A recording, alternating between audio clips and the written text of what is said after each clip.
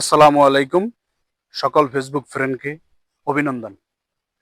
আজকে আমরা চলে আসলাম বিশাল বড় এক প্রতিষ্ঠান, যেটাকে আমরা সোজা সরল ভাবে একদম সোজা ভাষায় বলতেছি যে ইসলামের প্রাণ কেন্দ্র। ইসলামের প্রাণ কেন্দ্রগুলাই মাদ্রাসা। এই মাদ্রাসা থেকে যারা বের হবে তারা ইসলামের কখনো শত্রু হতে পারে না। তারাই কিন্তু ইসলামের সম্মান ইজ্জত ধরে রাখে এক সময়। সেই প্রতিষ্ঠান, এই প্রতিষ্ঠানে হাজার হাজার স্টুডেন্ট শিক্ষিত সমাজ গড়েছে।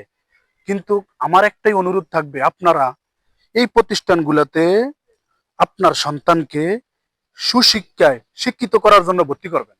কারণ এই প্রতিষ্ঠানের যদি শিক্ষায় সে সুশিক্ষিত হতে পারে, কোনো সময় সে ইসলামের বিরোধিতা করবে না। আর মানুষ মরণশীল, কুল্লে নাফসিন যায়কাতুল মাউত, প্রত্যেক প্রাণী মৃত্যুর স্বাদ গ্রহণ করতে হবে। এটা সত্য। তো সত্য যেটা, এটাই আমরা করতে হবে। ইসলামের প্রতিষ্ঠানগুলিতে আপনারা ছেলে সন্তানকে ভর্তি করবেন, ইসলামের দিন কায়েম করাইবেন। ইসলাম যখন একটা ছেলের ভিতরে ঢুকবে, একটা স্টুডেন্টের ভিতরে ঢুকবে, সে কখনো অন্যায় কাজ করতে পারে না। তো ইসলামের এই প্রাণ কেন্দ্রগুলো টিকার জন্যই আপনারা গার্ডিয়ান পদক্ষেপ নিতে হবে। এই যে বিশাল বড় প্রতিষ্ঠান, আমরা যে সময় পড়ছি এত সুন্দর ছিল না।